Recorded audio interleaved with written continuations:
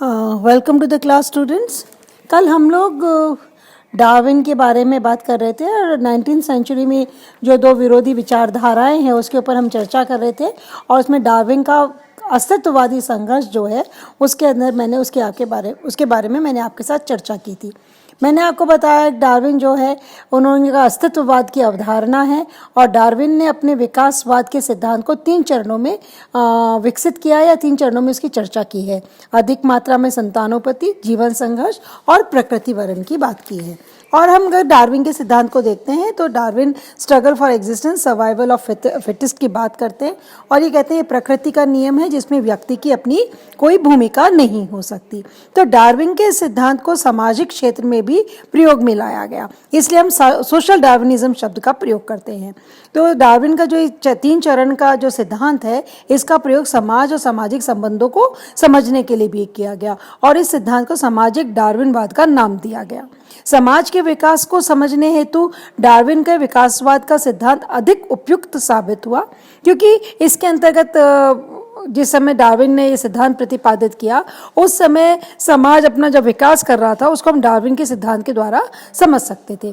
सामाजिक विचारकों ने डार्विनवादी संघर्ष का आधार समाज के व्यावसायिक समूहों को माना।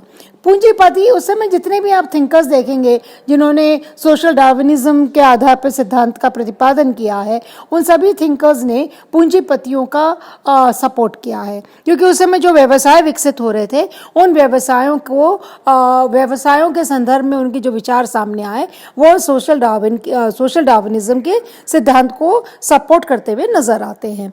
डार्विनवादी विचारधारा में 2 प्रकार के प्रारूप या संप्रदाय हमें देखने को मिलते हैं और ये प्रारूप या संप्रदाय 2 कौन से हैं? एक तो सामाजिक डार्विनवाद है और एक प्रजाति विचारधारा है। और सामाजिक डार्विनवाद में मूलतः struggle for existence, survival of the fittest की बात की गई है और प्रजातिवाद विचारधारा या प्राणी शास्त्रीय विचारधारा में रेशियल सुपीरियरिटी की बात की गई है। तो सामाजिक डार्विनवाद को प्रथम सिद्धांत भी कहा जाता है। मानव समाज की उत्पत्ति और विकास के अस्तित्व के लिए संघर्ष तथा योग्यतम का बचाव के नियमानुसार ये सिद्धांत कार्य करता है। स्पेंसर और समनर इसके प्रमुख विचारक माने जाते हैं। प्रजातिवादी विचारधारा या प्राणी शास्त्रीय सिद्धांत या इसको हम द्वितीय सिद्धांत भी कहते हैं, इसके अंतर्गत संघर्ष को सामाजिक विकास का आधार बताया है और प्रजातीय उच्चता, रेशियल सुपीरियरिटी को मान्यता प्रदान की है। इस मत के समर्थकों में गॉबिन्यू, चैम्बरलेन, गैल्टन और पियर्सन आदि का नाम प्रमुख रूप से लिया जाता है। हम लोग चूंकि समाजशास्त्र के विद्यार्थी हैं और आप लोगों ने जब भी इस समाजशास्त्र में आप लोगों ने अध्ययन किया है तो हर्बर्ट स्पेंसर और समनर का नाम आप लोगों के लिए अपरिचित नाम नहीं है। हर्बर्ट स्पेंसर कि हम बार बार, चाहे वो इमाइल दुर्खीम को पढ़ते रहे हों, चाहे हम कार्ल मार्क्स को पढ़ते हैं, हम हर्बर्ट स्पेंसर को जरूर पढ़ते हैं। और समनर को जब हमने नॉर्म्स एंड वैल्यूज़ किया था तो समनर की चर्चा हमने तब भी की थी। ये दोनों बहुत महत्वपूर्ण विचारक समाजशास्त्र में रहे हैं और आज भी हम इनको उसी संदर्भ में देखेंगे। हर्बर्ट स्पेंसर मूलतः ये माना जाता डार्विन का इनके ऊपर बहुत गहरा प्रभाव था और इन्होंने डार्विन के जो सिद्धांत है struggle for existence and survival of the fittest उसकी इन्होंने अपने अध्ययन में इसका प्रयोग किया। इन्हें व्यक्तिवादी विचारधारा के जन्मदाता और पथ प्रदर्शक के रूप में देखा जाता है। मोटे मोटे बिंदु में यदि हम बात करें तो यह भी योग्यतम का अस्तित्व एवं नैतिकता के आधार की चर्चा करते हैं।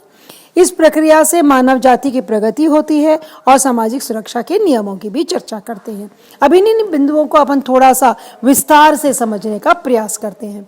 हर्बर्ट स्पेंसर चूंकि इंग्लैंड के रहने वाले हैं, व्यक्तिवादी विचारधारा के जन्मदाता और पथ प्रदर्शक रहे हैं। स्पेंसर की धारणा थी कि डार्विन का सिद्धांत योग्यतम का अस्तित्व सही तो है, साथ ही यह नैतिक आधार भी रखता है। यहाँ पर आप थोड़ा सा समझने का प्रयास करिए। स्पेंसर ये कहते हैं struggle for existence survival of the fittest जो है ये प्रकृति का सिद्धांत है। इसमें मनुष्य का कोई लेना देना नहीं है, प्रकृति ही उस व्यक्ति को चुनती है जो कि अब स्ट्रगल के अंदर सर्वाइव कर जाता है। और ये कहते हैं कि केवल ये एक योग्यतम के अस्तित्व की बात नहीं है, ये नैतिकता का भी आधार है। वो कहते हैं नैतिक तौर पर भी उसी व्यक्ति को जीवित रहने का अधिकार है जो जीवित रहने की क्षमता रखता हो, जो संघर्ष करे और संघर्ष में अपने आप को बनाए रखे, वही व्यक्ति को जीवित रहने का अधिकार है। अतः यह सिद्धांत यथार्थ के साथ साथ समाज की नैतिक आवश्यकता भी है। उन्होंने कहा ये struggle for existence and survival of the fittest, ये जो वाक्य है ये समाज की केवल आवश्यकता नहीं है, ये समाज का नैतिक आधार भी है। क्योंकि समाज को ऐसे ही लोगों की आवश्यकता है, समाज के विकास के लिए, समाज को जीवित रहने के लिए ऐसे लोगों की ही आवश्यकता है जो कि स्ट्रगल कर सके और उसमें सर्वाइव कर सके। स्पेंसर ने कहा कि विज्ञान केवल क्या है कि बात करता है, किंतु आदर्श समाजवादी क्या है के साथ साथ क्या होना चाहिए की भी बात करता है, जिसे नैतिक संबल प्रदान किया जा सके। यहाँ डार्विन ये कहना चाहते हैं कि मेरा सिद्धांत केवल वैज्ञानिक सिद्धांत नहीं है, ये मेरा सिद्धांत जो है बेसिकली इन्होंने कहा ये आदर्श समाजवादी की बात करता है। क्योंकि साइंस तो आपको मालूम है 3 प्रश्नों का उत्तर देता है, कब, क्यों और कैसे। लेकिन जब हम समाजवादी दृष्टिकोण की बात करते हैं, आदर्शवाद समाजवादी बात करते हैं, तो इन्होंने कहा ये कब, क्यों, कैसे के अलावा हमें उस समस्या का समाधान भी बताता है, क्या होना चाहिए भी बताता है। इसलिए हमें नैतिकता का संबल मिलना बहुत जरूरी है। तो इन्होंने कहा कि इस सिद्धांत के अंदर नैतिकता का संबल ये है कि ये नैतिक रूप से भी समाज के लिए फायदेमंद है कि इसके अंदर केवल वही व्यक्ति जीवित रहेगा जो स्ट्रगल में सरवाइव कर जाएगा। तो डार्विन के अस्तित्व के लिए अनवरत चलने वाले संघर्ष की उपयोगिता बताते हुए स्पेंसर कहते हैं कि उपयोगितावाद की कसौटी पर इन्होंने इस नियम को परख कर देखा और उसको परख कर दिखाते हुए यह व्यक्त करने का प्रयास किया कि सामाजिक दृष्टिकोण से इसका बहुत महत्वपूर्ण प्रकार है।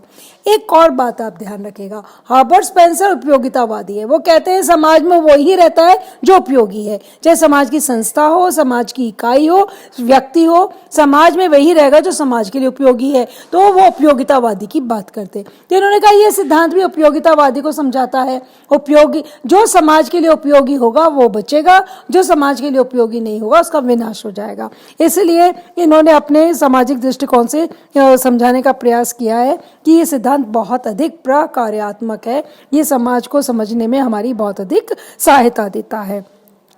इस प्रक्रिया, फिर ये कहते हैं इस प्रक्रिया, कौन सी प्रक्रिया, struggle for existence and survival of the fittest, इस प्रक्रिया द्वारा मानव जाति व प्राणियों में प्रगति होती है, उसका उन्नयन हो जाता है। क्योंकि जो दुर्बल और सामर्थ्यहीन, तुच्छ, निकम्मे और नकारे लोग हैं, यहाँ की जो समाज के अंदर कोई अपना कंट्रीब्यूशन नहीं कर पाते, वे संघर्ष में पराजित होंगे और उनका अस्तित्व समाप्त हो जाएगा। इस प्रकार पीढ़ी दर पीढ़ी धीरे धीरे मानव जाति व प्राणी की श्रेष्ठ और उन्नत कोटि विकसित होगी, क्योंकि संघर्ष में जुड़ते रहने के कारण सक्षम मानव जाति व प्राणी ही जीवित रह पाएंगे। यहाँ डार्विन स्पेंसर यहाँ पर एक बात ही कहते हैं कि ये समाज के लिए, ये जो सिद्धांत है समाज के लिए बहुत ज़्यादा लाभदायक है। क्योंकि इन्होंने कहा इसी से मानव जाति का विकास होगा, उसकी प्रगति होगी। और क्योंकि जब स्ट्रगल होगा तो उसमें कमज़ोर व्यक्ति जो है, चाहे शारीरिक रूप से, मानसिक रूप से, किसी भी रूप से जो सामर्थ्यहीन है, दुर्बल है, या जिन्हें हम निकम्मे, ये उसके स्पेंसर के शब्द हैं। उन्होंने कहा जो लोग इस प्रकार के लोग हैं वो संघर्ष में पराजित हो जाएंगे। और उन्होंने कहा ऐसे कमजोर लोगों की समाज को आवश्यकता भी नहीं है, ऐसे कमजोर लोग समाज के लिए बोझ हैं। इसलिए समाज के उन्नयन के लिए केवल समाज में सामर्थ्यवान व्यक्ति का ही जीवित रहना आवश्यक है। सामर्थ्यवान से मतलब केवल धन के रूप में सामर्थ्यवान नहीं है, वो कहते हैं कि शारीरिक रूप से, बौद्धिक रूप से उसका सक्षम होना बहुत जरूरी है। और उन्होंने कहा जब ये संघर्ष की प्रक्रिया लंबी चलेगी तो मानव प्रजाति अपने आप ही उन्नयन करती चली जाएगी, क्योंकि दुर्बल, निकम्मे जिनको उसने संबोधित किया है वो धीरे धीरे संघर्ष में पराजित हो जाएंगे और नेस्ताबुंद हो जाएंगे, वो खत्म हो जाएंगे। तो मानव जाति का विकास भी इसी प्रक्रिया के द्वारा होगा। इसी संदर्भ में उन्होंने तीसरा जो बात कही है वो सामाजिक सुरक्षा का नियम। इन्होंने इन्होंने कहा सोशल लेजिस्लेशन फॉर सिक्योरिटी की भी इन्होंने इसके अंतर्गत चर्चा की है। 19वीं शताब्दी के में आगे बढ़ रहे पूंजीवाद के आगे बढ़ने के कार्य वैचारिक समर्थन की आवश्यकता हो रही थी। इन्होंने कहा 19वीं शताब्दी में क्या हो रहा था, पूंजीवाद का विकास होना प्रारंभ हुआ था और उस पूंजीवाद के विकास के लिए अब उनको वैचारिक समर्थन की आवश्यकता थी। बुद्धिजीवी लोग उसका समर्थन करें तभी पूंजीवाद का विकास हो सकता था, क्योंकि पूंजीवाद अभी अपने शैशव अवस्था में था, अपने प्रारंभिक काल में था। जैसे कि कार्ल मार्क्स को जब आप पढ़ेंगे तो आप पाएंगे कि पूंजीवाद औद्योगिक क्रांति के कारण इसका जन्म होता है। तो ये अपने प्रारंभिक अवस्था में था, एक नई आर्थिक व्यवस्था थी और शैशव अवस्था में था, तो इसको बौद्धिक उसकी आवश्यकता थी, इंटेलेक्चुअल सपोर्ट की आवश्यकता थी, क्योंकि पूंजीवाद अभी अपनी शैशव अवस्था में था। इस समय केवल उद्योग व फैक्ट्रियों का विकास ही हुआ था, प्रारंभ ही हुए थे ये समय। साथ ही साथ सर्वहारा वर्ग का भी उदय हो गया था। सर्वहारा वर्ग आपको मालूम प्रोलेटेरिएट श्रमिक वर्ग है, जिसके पास में ना तो उत्पादन के साधन है और केवल उसके पास में अपना श्रम शक्ति है जिससे वह अपना जीवन को उपार्जन करता है, उसको सर्वहारा कहा है। तो इस समय पूंजीपतियों का भी उदय हुआ और सर्वहारा वर्ग का भी उदय हुआ था। यंत्रों से उत्पादन के कारण अतिरिक्त उत्पादन के फलस्वरूप अनेक मजदूर बेरोजगार हो गए थे।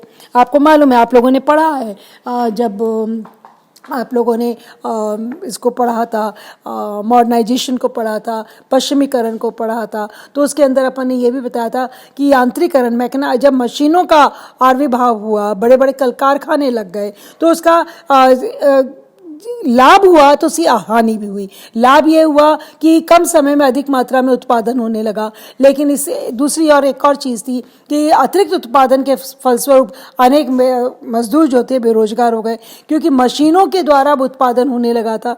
जो कार्य 10 मजदूर मिलकर करते थे वह कार्य अब एक मजदूर मशीन पर रहकर कर सकता था, तो बेरोजगारी की वृद्धि भी उसी काल में होनी प्रारंभ हो गई थी। मशीनीकरण के कारण गरीब व असहाय लोगों की संख्या उत्तरोत्तर बढ़ती गई। ऐसे समय में हर्बर्ट स्पेंसर ने सामाजिक डार्विनवाद का प्रयोग करते हुए इस सिद्धांत की व्याख्या की कि इन बेरोजगारों व असहाय श्रमिकों के संदर्भ में की और स्पष्ट उल्लेखित किया कि श्रमिक वर्ग का यदि अंग भंग हो जाए या वह मर जाए तो उसकी सुरक्षा या उसकी संरक्षा प्रदान करना पूंजीपतियों का या मिल मालिकों का काम नहीं है।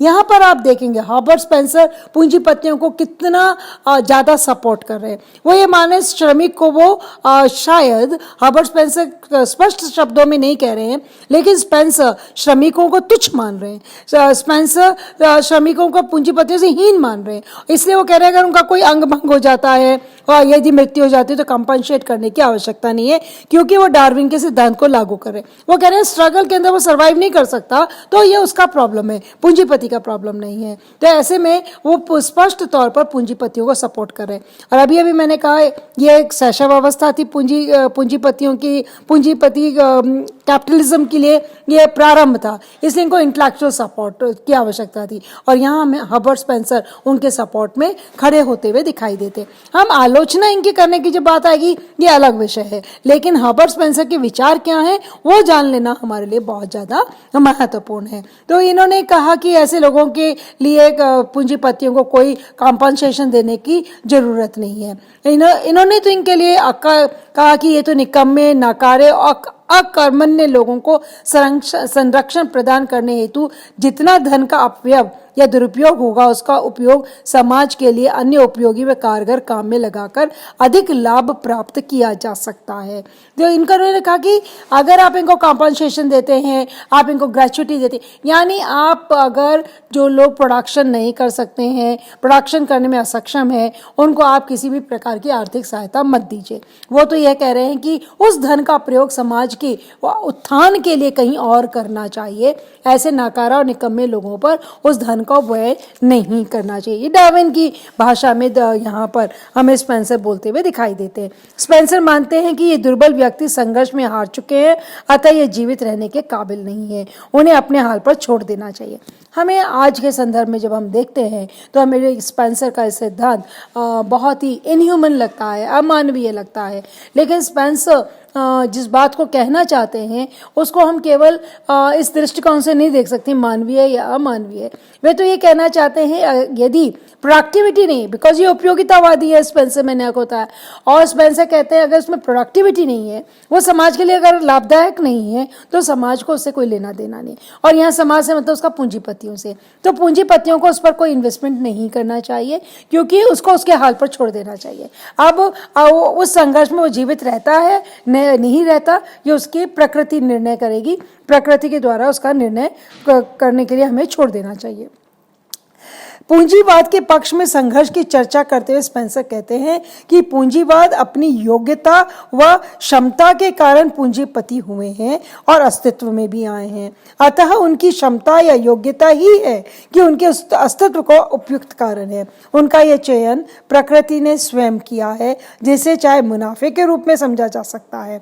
तो इस प्रकार हम क्या देखते हैं कि ये कहते हैं कि अगर किसी ने बहुत अधिक धन कमा लिया, पूंजीपति हो गया, तो ये उस व्यक्ति का सामर्थ्य है, ये उसकी अपनी व्यक्तिगत योग्यता है, जिसके कारण इस कॉन्फ्लिक्ट के प्रोसेस में उसने अपने आप को बनाए रखा, उसमें विजयी हुआ और उसके कारण उसने धन अर्जित किया है। इसलिए पूंजीपति या पूंजीवादी जो लोग, पूंजीवाद इस जो समाज में हमें दिखाई देता है, वो इसीलिए अस्तित्व में आए हैं क्योंकि वह संघर्ष की स्थिति में अपने आप को बनाए रखने की क्षमता रखते थे। हर्बर्ट स्पेंसर और चार्ल्स डार्विन की विचारधारा का प्रभाव हम देखते हैं बहुत सारे सामाजिक विचारकों और बुद्धिजीवियों के सिद्धांतों पर पड़ा हुआ हमें दिखाई देता है। और केवल हमें बुद्धिजीवियों पर ही नहीं, उस समय के बड़े बड़े जो उद्योगपति थे उन पर भी ये प्रभाव हमें दिखाई देता है, जिनमें से हम जेम्स हिल्स हैं, रॉकफेलर है और एंड्रयू कार्नेगी है, जिनके ऊपर इसका प्रभाव हमें दिखाई देता है। अगर मैंने सोचा तो था कि आपको समनर भी इसी लेक्चर में कराऊंगी, लेकिन टेक्निकल प्रॉब्लम के कारण मुझे अब इसको आपके साथ में कल करना पड़ेगा। आप डार्विन को पढ़िए, आप स्पेंसर को पढ़िए और मैंने इसको समझिए, अपना थर्ड ईयर के नोट्स भी निकालिए, उनको भी देखिए, आपको बहुत अच्छे से समझ में आएगा। और जब हम डार्विन और स्पेंसर को कर लेंगे, उसके बाद हम कार्ल मार्क्स की ओर अग्रसर होंगे, तभी हमें कार्ल मार्क्स ठीक प्रकार से समझ में आ पाए।